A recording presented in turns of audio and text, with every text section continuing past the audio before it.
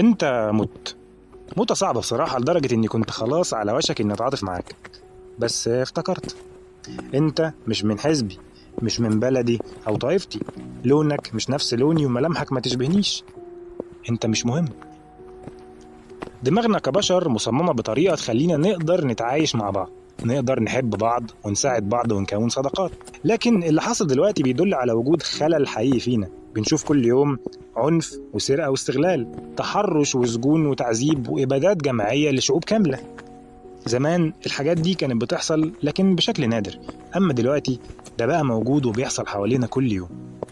انت بتشوف كل يوم المناظر وبتسأل نفسك السؤال ده: ازاي حد ممكن يقبل يشارك في جريمة زي دي؟ وبالنسبة لك عذر زي كنت بنفذ الأوامر هيكون عذر بايخ جدا، لكن هي دي الحقيقة. في تجربة شهيرة لدكتور ميلجرام في جامعة يال سنة 1961، جاب شخص بيطرح أسئلة في أوضة، وجاب شخص تاني بيجاوب على الأسئلة دي لكن في أوضة تانية، بحيث إن الأول يقدر يسمعه بس لكن ما يقدرش يشوفه. وأمر الشخص اللي بيطرح الأسئلة إن كل مرة الشخص التاني اللي في الأوضة التانية يجاوب على سؤال غلط يصدمه صدمة كهربية بسيطة، لكن مع كل غلطة كان بيتم أمره إنه يزود شدة الصدمة بقدر معين لحد ما وصلت لقدر مميت. وعلى الرغم من ده الشخص الأول فضل يطيع الأوامر. والحقيقة إن ما كانش فيه صدمات ولا حاجة. الشخص اللي كان بيجاوب كان بيتصنع الألم مع كل صدمة، لكن اللي كان بيدي الصدمات كان فعلا فاكر إنه بيعذب شخص. المفاجأة إن 65% من الناس كملوا التجربة عادي للنهاية على الرغم من سماعهم لصراخ وعذاب الشخص التاني، وكل ده عشان في واحد لابس بلطو أبيض قال لهم كملوا، التجربة دي مهمة. الأشخاص دول مش مجرمين حرب ولا رد سجون، الناس دي ناس عادية زيي وزيك وزي أي حد.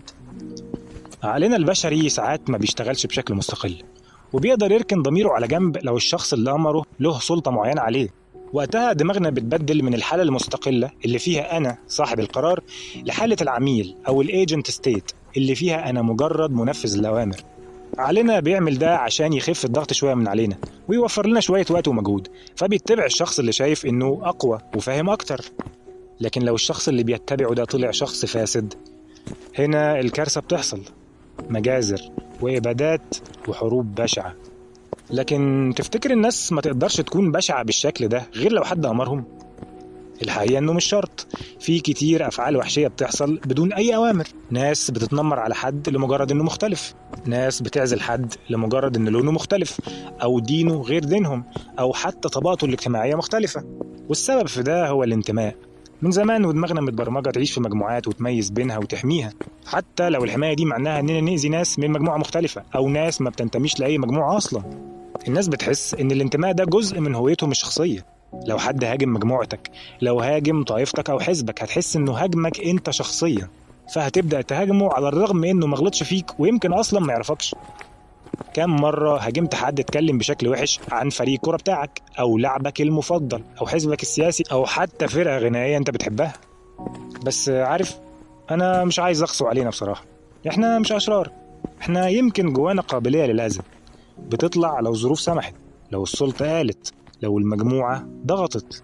وعشان كده لازم نفضل واعيين ونسأل نفسنا دايما: أنا بعمل كده ليه؟ هل ده قراري فعلا؟ هل اللي قدامي ده عدو بجد؟ ولا أنا بس شايفه كده عشان مش من جماعتي؟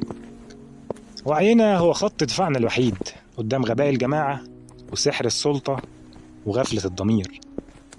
وفي النهاية لو عجبك الفيديو ما تنساش تدوس لايك وتشترك في القناة، وأشوفكم على خير في حلقة جديدة في الشارع.